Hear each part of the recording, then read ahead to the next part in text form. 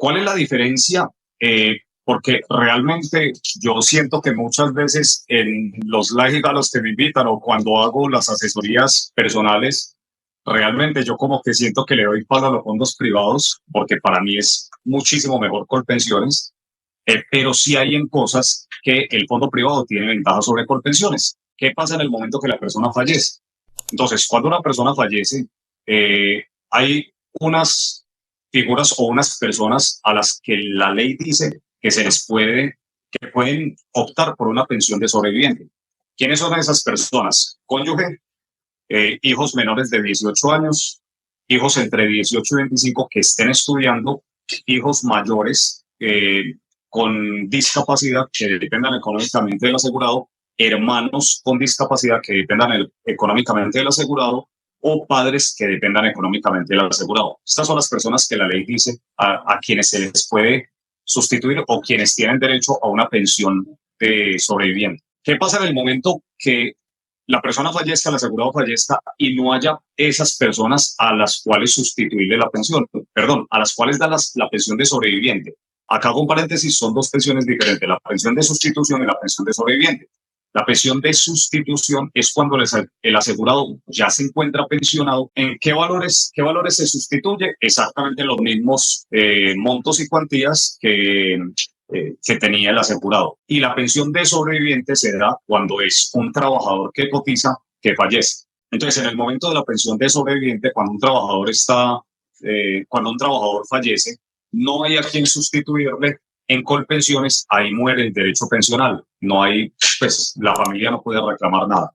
Mientras que en el fondo privado, al ser un régimen de ahorro individual y tener el dinero en la cuenta individual como en la cuenta de ahorros de cada asegurado, eso puede entrar a ser parte de la masa sucesoral. Entonces, por decir algo, puede llegar los padres ya pensionados, entonces no dependen económicamente del asegurado, pero pueden llegar al fondo privado a reclamar ese dinero de su hijo fallecido, porque sin tener derecho a la pensión, sí tienen derecho a que les entreguen esto, porque vuelvo y digo, entra a ser parte de la masa sucesoral.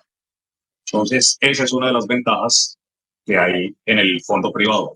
¿Qué hacen con nuestro dinero en los fondos? Básicamente invertir el dinero en diferentes fondos de inversión y generar pues, rentabilidades. Y a nosotros nos dan una pequeña rentabilidad de lo que pues, ellos generan. ¿Cómo puedo mejorar mi pensión? Entonces, en el fondo privado, ¿cómo puedo mejorar la pensión? Aumentando el monto que tiene en la cuenta de ahorro individual. O sea, no hay otra forma de mejorar la pensión.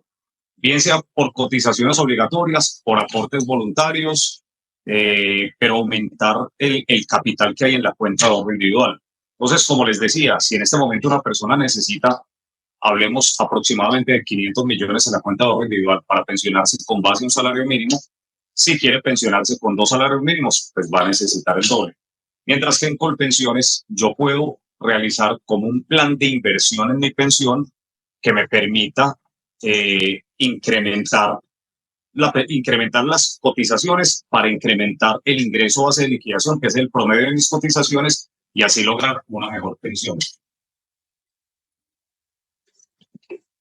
Básicamente, ¿cómo liquidan la pensión en Colpensiones? Depende de dos variables. Una variable se llama IBL, que es ingreso base de liquidación. Es el promedio de las cotizaciones, puede ser de los últimos 10 años o de toda la vida laboral. Perdón, y la otra variable es una tasa de reemplazo, que es un porcentaje. Entonces, la tasa de reemplazo, con la ley que se nos aplica ahorita a todos, que es la ley 100 modificada por la 797 de 2003, dice que la tasa de reemplazo oscila entre el 55 y el 65%, dependiendo de qué. ¿Cómo sé que me aplican el 55 o el 65? Eso depende del nivel de ingresos. Entonces, del promedio que tengamos de ingreso base de liquidación. Entre mayor sea el ingreso base de liquidación, más pequeñito va a ser el porcentaje. Entonces, ¿quiénes tienen derecho al 65%? Las personas que el promedio de sus cotizaciones es de un salario mínimo mensual legal vigente. ¿Quiénes tienen derecho al 55%, que es lo más bajito? Las personas que cotizan por topes, o sea, 25 salarios mínimos mensuales legales vigentes. Entonces, dependiendo del ingreso base de liquidación, ahí va a oscilar la tasa de reemplazo. Y la ley 797 de 2003 también dice que por cada 50 semanas adicionales que nosotros tenemos, a las primeras 1.300, vamos a obtener un 1.5% adicional de tasa de reemplazo. Entonces, aquí es donde empieza a volverse interesante el no pensionarse con las semanas justas que exige la ley, con las semanas mínimas, sino empezar a pensión para lograr un incremento de semanas que le permitan tener un incremento en la tasa de reemplazo. La tasa de reemplazo máxima que se puede lograr con la ley 797 es el 80%. Entonces, si una persona con salarios bajitos o una persona, hablemos de salarios promedio, que se le aplique el 60% de tasa de reemplazo, necesitaría incrementar 20% más para llegar al máximo, que es el 80%. Si hoy el fondo privado me llama y me dice que me quiere devolver el capital que tengo acumulado porque no me voy a pensionar, etcétera, etcétera, ¿yo qué debo hacer?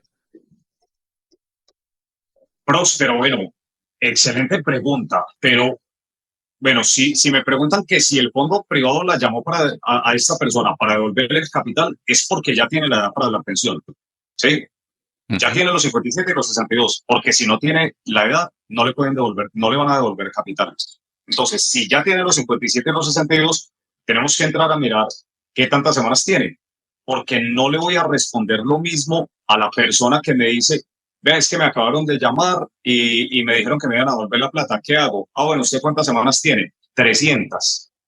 Muy seguramente le digo, pues puede optar, pues también podemos mirar otros escenarios para que quede pensionada, pero lógicamente le va a salir mucho más costoso el pago de eso, que ahorita profundizamos en esa parte. Pero si esta misma persona, si esta misma persona que me dice, vea, me acabaron de llamar y me dice que me van a devolver la plata, y yo le digo cuántas semanas tiene, me dice tengo 1130, yo le digo, no, dice la pela, cotice 20 semanitas y queda pensionada de por vida, ¿sí?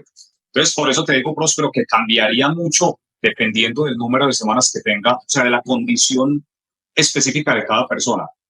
Personas que les falte, te digo yo que de 4 o 5 años o menos, la recomendación mía es cotizar. O sea, terminar de cotizar y termine de cotizar las semanas. Claro, Próspero, porque es que estamos hablando que es una pensión vitalicia.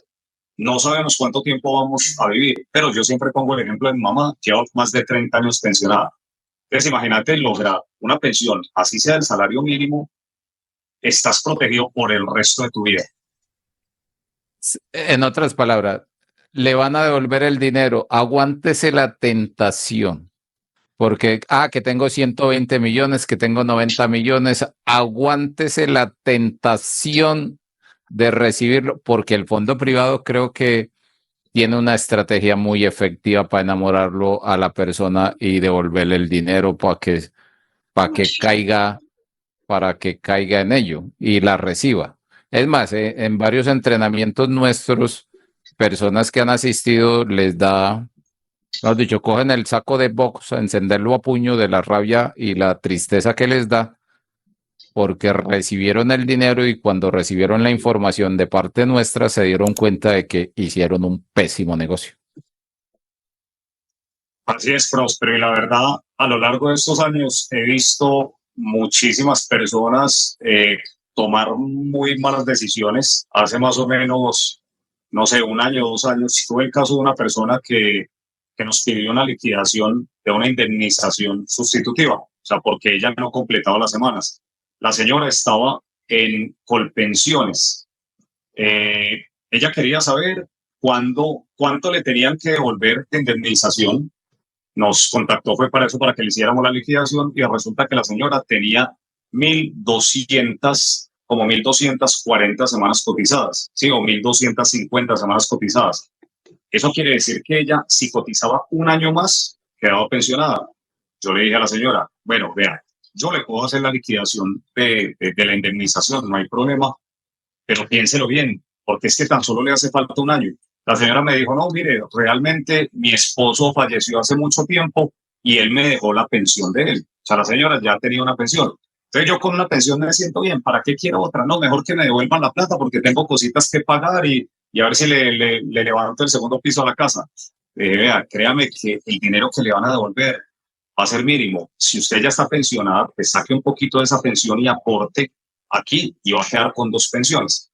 Finalmente la señora no nos hizo caso, le hicimos la liquidación, Próspero, ¿Y sabes cuánto dinero le devolvió con pensiones por 1.250 semanas cotizadas? Fueron 30,5 millones. Uy, Que yo le decía a ella, eso después de haberle hecho la liquidación, yo le decía a ella, mire, le tiene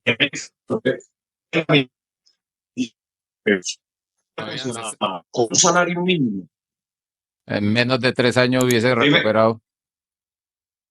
En 2 años y pico recupera la inversión. En 2 años y pico recupera, perdón, la inversión no, recupera esos 30 millones y queda pensionada por el resto de su vida. Entonces, realmente sí, muchas veces por apresurarnos a tomar una decisión y no consultar, o sea, con alguien de pronto que nos dé un panorama mucho más amplio, podemos tomar malas decisiones. Sí, sí.